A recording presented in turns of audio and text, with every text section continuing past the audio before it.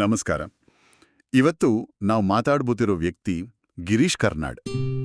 ನಮ್ಮ ಮುಂದಿರೋ ಆಖರಿಗಳನ್ನ ಓದಿದ್ಮೇಲೆ ನನಗೆ ಮೊದಲು ಅನಿಸ್ತಿದ್ದು, ಒಬ್ಬ ವ್ಯಕ್ತಿ ಇಷ್ಟೆಲ್ಲ ಕ್ಷೇತ್ರಗಳಲ್ಲಿ ಇಷ್ಟು ದೊಡ್ಡ ಹೆಸರು ಮಾಡೋಕೆ ಹೇಗೆ ಸಾಧ್ಯ ಅಂತ.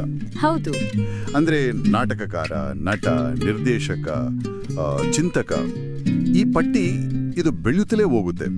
ಇದೊಂಥರ ಹಲವು ವ್ಯಕ್ತಿಗಳ ಸಾಧನೆಯನ್ನ ಒಬ್ಬರೇ ಮಾಡಿದ ಹಾಗೆ ಕಾಣಿಸುತ್ತೆ. ಖಂಡಿತ. ಇಲ್ಲಿ ಒಂದು ಇಂಟ್ರೆಸ್ಟಿಂಗ್ ವಿಷಯ ಏನಂದ್ರೆ, ಕಾರ್ನಾಡರು ಕೇವಲ ಒಬ್ಬ ಕ್ರಿಯೇಟಿವ್ ಜೀನಿಯಸ್ ಆಗಿರ್ಲಿಲ್ಲ. ಅವರು ನಮ್ಮ ಅಂದ್ರೆ ಹಳೆ ಪರಂಪರೆಗೂ ಮತ್ತು ಇವತ್ತಿನ ಆಧುನಿಕ ಜಗತ್ತಿಗೂ ಒಂದು ಸೇತುವೆ ಕಟ್ಟಿದ ಹಾಗೆ. ಓ ಸರಿ. ಪುರಾಣ ಇತಿಹಾಸದ ಕಥೆಗಳನ್ನ ತೆಗೆದುಕೊಂಡು ಅದಕ್ಕೆ ಇವತ್ತಿನ ಕಾಲದ ಪ್ರಶ್ನೆಗಳನ್ನ, ಗೊಂದಲಗಳನ್ನ ಜೋಡಿಸಿದ್ದು ಅವರ ದೊಡ್ಡ ಸ್ಪೆಷಾಲಿಟಿ. ಕರ್ನಾಟಕದ ಸಣ್ಣ ಊರುಗಳಿಂದ ಶುರುವಾಗಿ ಅವರ ಆಕ್ಸ್ಫರ್ಡ್ ವರ್ಗೂ ಹೋದ ಅವರ ಬೌದ್ಧಿಕ ಪ್ರಯಾಣ ಇದೆಯಲ್ಲ, ಅದು ನಿಜಕ್ಕೂ ಒಂದು ಅದ್ಭುತ ಕಥೆ. ಹಾಗಾದ್ರೆ ಅವರ ಆರಂಭದಿಂದನೇ ಮಾತಾಡೋಣ. ಕಾರ್ನಾಡ್ ಅಂದ ತಕ್ಷಣ ಎಲ್ಲರಿಗೂ ಉಡುಪಿ, ಧಾರವಾಡ ನೆನಪಾಗುತ್ತೆ. ಆದ್ರೆ ಅವರು ಹುಟ್ಟಿದ್ದು ಮಹಾರಾಷ್ಟ್ರದ ಮಾಥೆರಾನ್ ಅನ್ನೋ ಒಂದು ಗಿರಿಧಾಮದಲ್ಲಿ. ಹೌದು, ಅದು ಬಹಳ ಜನರಿಗೆ ಗೊತ್ತಿರಲ್ಲ. ಅವರ ಕುಟುಂಬದ ಹಿನ್ನೆಲೆ ಕೂಡ ತುಂಬಾನೇ ವಿಶಿಷ್ಟವಾಗಿದೆ. ಅವರ ತಂದೆ ಡಾಕ್ಟರ್ ರಘುನಾಥ್ ಕಾರ್ನಾಡ್ ಆ ಕಾಲದಲ್ಲೇ ಸಮಾಜದ ಕಟ್ಟುಪಾಡುಗಳನ್ನ ಮೀರಿ ಬಾಲ್ಯದಲ್ಲೇ ವಿಧವೆಯಾಗಿದ್ದ ಕೃಷ್ಣಾಬಾಯಿಯವರನ್ನ ಮದುವೆ ಆಗ್ತಾರೆ. ಈ ತರಹದ ಒಂದು ಪ್ರಗತಿಶೀಲ ವಾತಾವರಣ ಅವರ ಮೇಲೆ ದೊಡ್ಡ ಪ್ರಭಾವ ಬೀರಿರ್ಬೇಕು ಅಲ್ವಾ? ಖಂಡಿತವಾಗಿಯೂ. ಸಮಾಜ ಏನು ಹೇಳುತ್ತೆ ಅಂತ ತಲೆ ಕೆಡಿಸಿಕೊಳ್ಳದೆ ಸರಿ ಅನ್ನಿಸಿದ್ದನ್ನು ಮಾಡುವ ಧೈರ್ಯ ಅವರ ತಂದೆ ತಾಯಿಯಲ್ಲಿ ಇತ್ತು. ಇದು ಚಿಕ್ಕ ವಯಸ್ಸಿನಲ್ಲೇ ಗಿರೀಶರ ಮನಸ್ಸಲ್ಲಿ ಆಳವಾಗಿ ಬೇರೂರಿರ್ಬೇಕು. ಯಾವುದು ಸರಿ ಯಾವುದು ತಪ್ಪು ಅಂತ ಪ್ರಶ್ನೆ ಮಾಡುವ, ಸಂಪ್ರದಾಯಗಳನ್ನ ಹಾಗೆಯೇ ಒಪ್ಪಿಕೊಳ್ಳದೆ ವಿಮರ್ಶಿಸುವ ಗುಣ ಅವರಿಗೆ ಬಹುಶಃ ಅಲ್ಲಿಂದಲೇ ಬಂದಿರಬಹುದು. ಅವರ ಶಿಕ್ಷಣದ ಹಾದಿ ನೋಡಿದ್ರೂ ಇದೇ ಕಾಣಿಸ್ತೆ. ಶಿರಸಿ, ಧಾರವಾಡದಲ್ಲಿ ಓದಿ ಗಣಿತದಲ್ಲಿ ಪದವಿ ಮುಗಿಸಿ ಆಮೇಲೆ ಪ್ರತಿಷ್ಠಿತ ರೋಡ್ಸ್ ಸ್ಕಾಲರ್ಶಿಪ್ ಪಡೆದು ಆಕ್ಸ್ಫರ್ಡ್ಗೆ ಹೋಗ್ತಾರೆ. ಹೌದು, ಆ ರೋಡ್ ಸ್ಕಾಲರ್ಶಿಪ್ ಅನ್ನೋದು ಅದು ದೊಡ್ಡ ವಿಷಯ. ಅಲ್ಲಿ ಅವರು ಸುಮ್ಮನೆ ಓದೋಕೆ ಸೀಮಿತವಾಗಿರ್ಲಿಲ್ಲ ಅಂತ ಅನ್ಸುತ್ತೆ. ಖಂಡಿತ ಇಲ್ಲ. ಅಲ್ಲಿನ ಆಕ್ಸ್ಫರ್ಡ್ ಯೂನಿಯನ್ ಡಿಬೇಟ್ ಕ್ಲಬ್ ಇದೆಯಲ್ಲ, ಅದು ಬ್ರಿಟನ್ನ ಭವಿಷ್ಯದ ಪ್ರಧಾನಿಗಳನ್ನು, ದೊಡ್ಡ ದೊಡ್ಡ ನಾಯಕರನ್ನು ರೂಪಿಸುವ ಜಾಗ ಅಂತಾನೆ ಫೇಮಸ್. ಅಂಥ ಒಂದು ವೇದಿಕೆಗೆ ಅಧ್ಯಕ್ಷರಾಗಿ ಆಯ್ಕೆಯಾದ ಮೊದಲ ಏಷ್ಯನ್ ಅಂದ್ರೆ ಗಿರೀಶ್ ಕಾರ್ನಾಡ್. ಇದರಿಂದಲೇ ಗೊತ್ತಾಗುತ್ತೆ ಅಂತಾರಾಷ್ಟ್ರೀಯ ಮಟ್ಟದಲ್ಲಿ ಅವರ ವಾದ ಮಾಡುವ ಶಕ್ತಿ, ಅವರ ಬೌದ್ಧಿಕತೆ ಎಷ್ಟರ ಮಟ್ಟಿಗಿತ್ತು ಅಂತ. ಇದು ಕೇವಲ ಒಂದು ಸಾಧನೆಯಲ್ಲ, ಅವರ ಮುಂದಿನ ಇಡೀ ಜೀವನದ ದಿಕ್ಕನ್ನು ಸೂಚಿಸಿದ ಒಂದು ಘಟನೆ. ಹಾಗಾದ್ರೆ ಆಕ್ಸ್ಫರ್ಡ್ನಲ್ಲಿ ಅಂಥ ಯಶಸ್ಸು ಕಂಡ ಯುವಕ ಭಾರತಕ್ಕೆ ಮರಳಿ ಏನು ಮಾಡ್ತಾರೆ? ಹೆಚ್ಚಿನವರು ಅಂದುಕೊಂಡ ಹಾಗೆ ಅವರು IAS ಆಫೀಸರ್ ಆಗ್ಲಿಲ್ಲ. ಇಲ್ಲ, ವಿದೇಶದಲ್ಲೇ ಉಳ್ಕೊಳ್ಳಿಲ್ಲ. ಹೌದು, ಅವರು ತಮ್ಮ ನಿಜವಾದ ಹಾದಿಯನ್ನ ಕಂಡುಕೊಂಡಿದ್ದು ರಂಗಭೂಮಿಯಲ್ಲಿ. ಹೌದು, ಅದೊಂದು ಅಚ್ಚರಿಯ ತಿರುವು. ಆಕ್ಸ್ಫರ್ಡ್ಗೆ ಹೋಗೋಕೆ ಮುಂಚೆನೆ ತಮ್ಮ 20ರ ಹರೆಯದಲ್ಲಿ ಧಾರವಾಡದಲ್ಲಿದ್ದಾಗಲೇ ಯಯಾತಿ ನಾಟಕ ಬರೆದಿದ್ರು. ಹೌದು, ಮನೋಹರ ಗ್ರಂಥಮಾಲೆಯಲ್ಲಿ ಪ್ರಕಟವಾಗಿತ್ತು.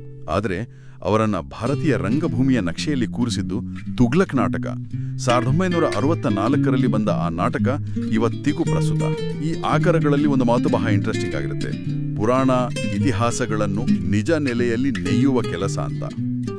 ಅಂದ್ರೆ ಇದರ ಅರ್ಥ ಏನು?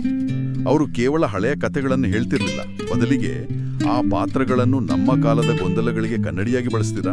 ಎಕ್ಸಾಕ್ಟ್ಲಿ, ಅದೇ ಅವರ ಪ್ರತಿಭೆಯ ತೀರುಳು. ಅವರು ತುಗ್ಲಕ್ ಬಗ್ಗೆ ಬರೆದಾಗ ಅದು 700 ವರ್ಷಗಳ ಹಿಂದಿನ ಸುಲ್ತಾನನ ಕಥೆ ಆಗಿರ್ಲಿಲ್ಲ, ಅದು ನಮ್ಮ ಕಾಲದ ಕಥೆಯಾಗಿತ್ತು. ಹೌದು, ಅದು ಸ್ವಾತಂತ್ರ್ಯಾನಂತರದ ಭಾರತದ, ಅದರಲ್ಲೂ ನೆಹರು ಅವರ ಆದರ್ಶವಾದಿ ಆದರೆ ಗೊಂದಲಕ್ಕೊಳಗಾದ ನಾಯಕತ್ವದ ವಿಮರ್ಶೆಯಾಗಿತ್ತು. ಒಬ್ಬ ನಾಯಕನಿಗೆ ಒಳ್ಳೆಯ ಉದ್ದೇಶಗಳಿದ್ರೂ ವಾಸ್ತವದ ಜೊತೆ ಸಂಪರ್ಕ ಕಳೆದುಕೊಂಡಾಗ ಏನಾಗುತ್ತೆ ಅನ್ನೋದನ್ನ ತುಗ್ಲಕ್ ಪಾತ್ರದ ಮೂಲಕ ತೋರಿಸಿದ್ರು. ನಿಜ, ಇವತ್ತಿಗೂ ರಾಜಕೀಯದಲ್ಲಿ ಆ ಆದರ್ಶ ಮತ್ತು ವಾಸ್ತವದ ಸಂಘರ್ಷ ಇದ್ದೇ ಇದೆ. ಅದಕ್ಕೆ ಆ ನಾಟಕ ಈಗಲೂ ಜೀವಂತವಾಗಿದೆ. ಹೌದು, ಹಾಗೆಯೇ ಹಯವದನ ನಾಟಕದಲ್ಲಿ ದೇಹ ಮತ್ತು ಮನಸ್ಸಿನ ದ್ವಂದ್ವ, ಪರಿಪೂರ್ಣತೆಯ ಹುಡುಕಾಟದಂತಹ ವಿಷಯಗಳನ್ನು ಮುಟ್ತಾರೆ. ಅಂದ್ರೆ ಪ್ರತಿ ನಾಟಕದಲ್ಲೂ ಅವರು ಮನುಷ್ಯನ ಅಂತರಂಗದ ಯಾವುದೋ ಒಂದು ಮೂಲಭೂತ ಸಂಘರ್ಷವನ್ನು ಹಿಡಿದಿಡ್ತಿದ್ರು. ನಿಖರವಾಗಿ ಅವರು ಹರೆಯ ಕಥೆಗಳನ್ನು ಒಂದು ಟೂಲ್ ಆಗಿ ಬಳಸ್ಕೊಂಡ್ರು ಇವತ್ತಿನ ಸತ್ಯಗಳನ್ನು ಹೇಳೋಕೆ. ಇನ್ನೊಂದು ವಿಶೇಷ ಅಂದ್ರೆ ಕನ್ನಡಕ್ಕೆ ಜ್ಞಾನಪೀಠ ಪ್ರಶಸ್ತಿ ಬಂದಿದ್ದು ಹೆಚ್ಚಾಗಿ ಕಾದಂಬರಿಗಳಿಗೆ. ಹೌದು, ಆದ್ರೆ ಕಾರ್ನಾಡ್ರಿಗೆ 1998ರಲ್ಲಿ ಆ ಪ್ರಶಸ್ತಿ ಸಿಕ್ಕಿದ್ದು ಮುಖ್ಯವಾಗಿ ಅವರ ನಾಟಕಗಳಿಗೆ. ಇದು ಭಾರತೀಯ ರಂಗಭೂಮಿಗೆ ಮತ್ತು ನಾಟಕ ಸಾಹಿತ್ಯಕ್ಕೆ ಅವರು ನೀಡಿದ ಕೊಡುಗೆಗೆ ರಾಷ್ಟ್ರಮಟ್ಟದಲ್ಲಿ ಸಿಕ್ಕ ಅತಿ ದೊಡ್ಡ ಅಂಗೀಕಾರ. ನಾಟಕ, ಸಾಹಿತ್ಯ ಅಂತ ಒಂದು ಅದ್ಭುತ ಜಗತ್ತು ಕಟ್ಕೊಂಡ ಮೇಲೂ ಅವರಲ್ಲಿಗೆ ನಿಲ್ಲಿಲ್ಲ. ಅವರ ಸಿನಿಮಾ ಜರ್ನಿ ಶುರುವಾಗುತ್ತೆ. ಅವರ ಸಿನಿಮಾಗಳ ಪಟ್ಟಿ ನೋಡಿದ್ರೆ ಒಂದು ಕ್ಷಣ ತಲೆ ತಿರುಗುತ್ತೆ. ಹೌದು. ಕನ್ನಡ, ಹಿಂದಿ ಮಾತ್ರವಲ್ಲ, ತಮಿಳು, ತೆಲುಗು, ಮಲಯಾಳಂ ಬಹುಶಃ ಅವರು ನಟಿಸದ ಪ್ರಮುಖ ಭಾಷೆಯೇ ಇಲ್ಲವೇನೋ. ಹೌದು. ಅವರ ಸಿನಿಮಾ ಪಯಣ ಶುರುವಾಗಿದ್ದೇ ಒಂದು ಇತಿಹಾಸ ಸೃಷ್ಟಿಸಿದ ಚಿತ್ರದಿಂದ. UR ಅನಂತಮೂರ್ತಿಯವರ ಸಂಸ್ಕಾರ ಕಾದಂಬರಿ ಆಧಾರಿತ ಚಿತ್ರದಲ್ಲಿ ಪ್ರಾಣೇಶಾಚಾರ್ಯರ ಪಾತ್ರ. ಆ ಚಿತ್ರ ಕನ್ನಡಕ್ಕೆ ಮೊದಲ ಸ್ವರ್ಣಕಮಲ ಪ್ರಶಸ್ತಿ ತಂದುಕೊಟ್ಟಿತು. ಹೌದು.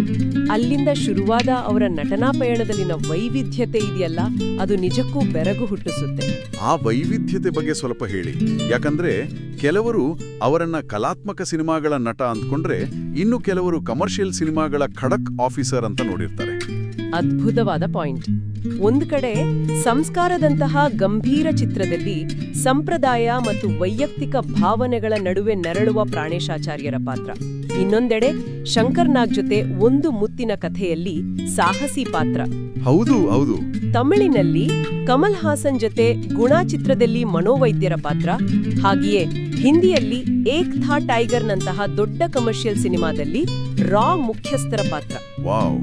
ಒಬ್ಬ ನಟನಾಗಿ ಅವರ ರೇಂಜ್ ಎಷ್ಟಿತ್ತು ಅನ್ನೋದಕ್ಕೆ ಇದಕ್ಕಿಂತ ದೊಡ್ಡ ಉದಾಹರಣೆ ಬೇಕಿಲ್ಲ. ನಟನೆ ಮಾತ್ರವಲ್ಲ, ನಿರ್ದೇಶಕರಾಗಿಯೂ ಅವರು ಅಷ್ಟೇ ದೊಡ್ಡ ಹೆಸರು. SL ಭೈರಪ್ಪನವರ ವಂಶವೃಕ್ಷ, ಕುವೆಂಪು ಅವರ ಕಾನೂರು ಹೆಗ್ಗಡಿತಿಯಂತಹ ಕ್ಲಿಷ್ಟವಾದ ಕಾದಂಬರಿಗಳನ್ನು ಸಿನಿಮಾ ಮಾಡೋದು ಸುಲಭದ ಮಾತಲ್ಲ. ಖಂಡಿತ ಸುಲಭವಲ್ಲ.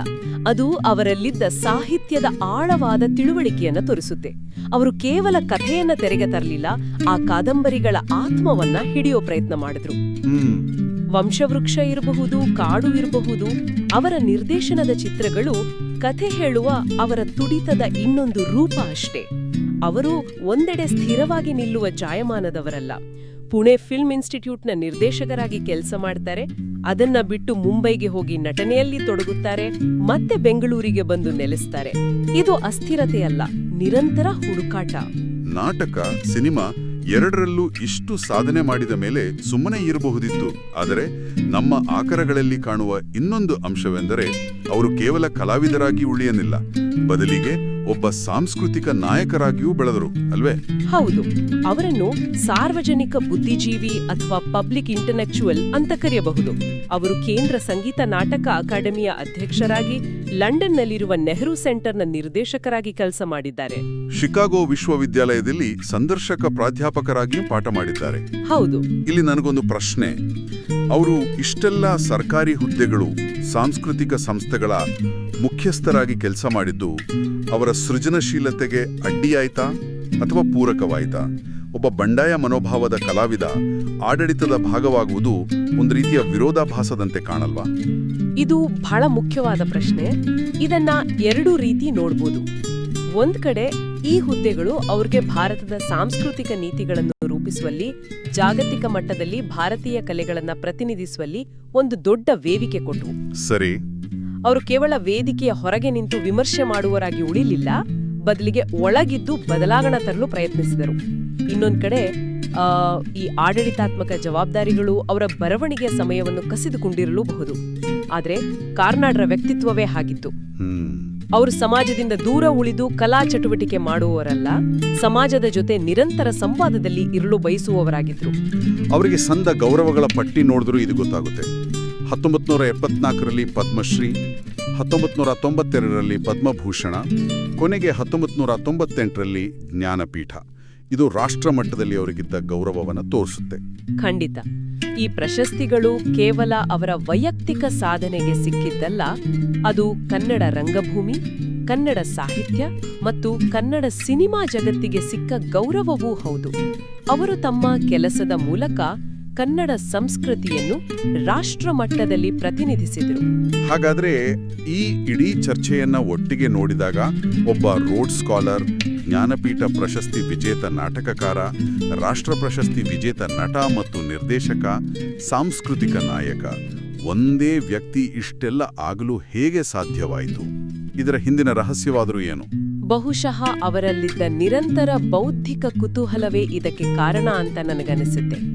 ಅವರು ತಮ್ಮ ಬೇರುಗಳನ್ನು ಅಂದರೆ ಕನ್ನಡ ಭಾಷೆ, ನಮ್ಮ ಜಾನಪದ, ನಮ್ಮ ಇತಿಹಾಸವನ್ನು ಗಟ್ಟಿಯಾಗಿ ಹಿಡಿದುಕೊಂಡೇ ಜಾಗತಿಕ ಮಟ್ಟದ ಚಿಂತನೆಗಳಿಗೆ ತಮ್ಮನ್ನು